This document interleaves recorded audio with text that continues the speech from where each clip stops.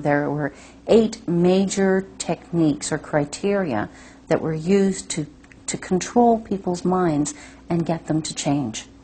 And it's really interesting to see how these 8 criteria can be used to take a look at how cults control and manipulate their own members. And what I'll do is I'll go through each one so that you get a better idea of what it is as Lifton defined it, and I'll see what I can do about applying it to how cults use it, and specifically how the cult I was in, the Jehovah's Witnesses, use it.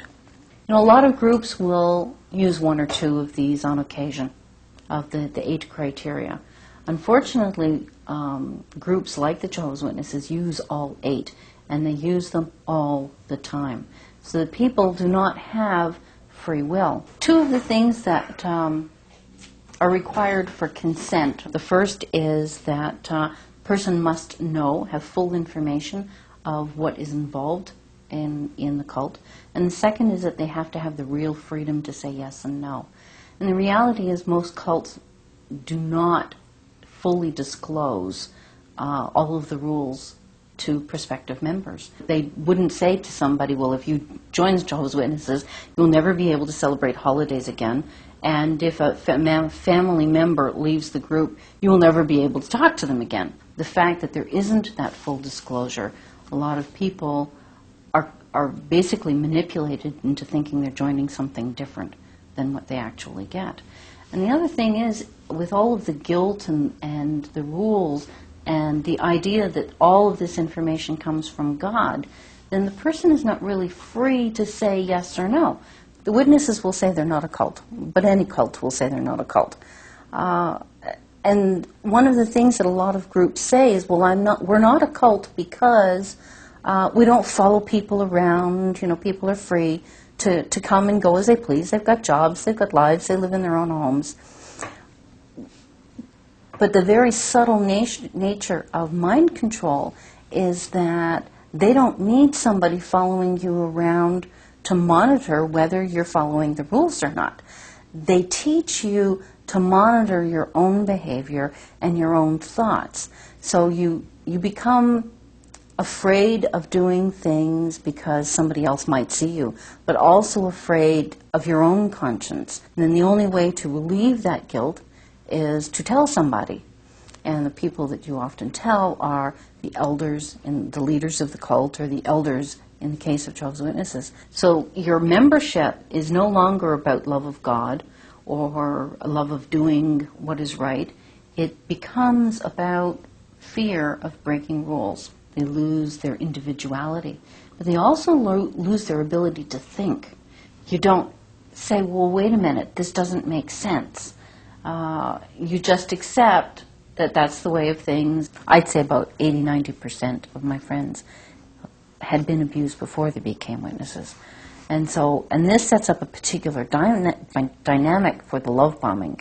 People who have been abused and, suffer from post-traumatic stress disorder. Well, people who come out of cults experience what has been defined as post-cult trauma syndrome, which is basically the same thing, with a spirituality element. And this is why women stay in abusive relationships. It's also why people stay in abusive cults, because there's this constant kind of dangling the carrot that if you're good enough, you will get everything that you've been promised. And there's nobody to talk to. And even if you go for therapy, very few people are going to understand it. I went to a therapist. I was able to talk to her, but I knew it was way over her head. She didn't have a clue what I was talking about. Really heavy-duty fears planted in there. I know as an adult I didn't allow myself to think about those issues. But, here I am reading it to my children. Despite the denials of the organization that abuse doesn't exist within the organization, I'd say it's probably rampant because, who do you go to? If you're, it's an old boys gang, even, within the congregations. They're only going to report what doesn't reflect badly on the organization. Let's face it, an elder or any brother in the congregation is abusing his family, it's not going to appear too great if it hits the media. My one-time mistake, which turned out to be a rape, wound up being, reason for disfellowshipping. And his 15 years, there's not even a note in his files about it. And this whole issue of blood guilt that they instill in people, that if a wife does not fulfill her sexual obligation to her husband, if he commits adultery, then she's responsible. And people would say, oh, you have such a wonderful family. When I get married, I want a family just like yours. And I would want to be sick, but it's like, oh, wow, thank you very much. And again, that pretense and not showing people what was really inside of me, because that would have been totally inappropriate, not allowed, to show that I was having problems, severe problems. I think it's really important for people to get counseling. And sadly, it's really hard to find. Very, very few people understand the dynamics of abuse, never mind the dynamics of spiritual abuse. There needs to be a crossover there, where the two, you can begin to see the psychological impact of something that comes from religion. Spiritual abuse can be emotional, physical, psychological, sexual. It can be any of those, but there's an added element of using a higher power, higher authority, God, or however that is defined by a group, whether it's the individual saying, I am God, or, like the witnesses, the governing body is the mediator between people and God. So there's this added element of spirituality or higher power that is used to control and manipulate people.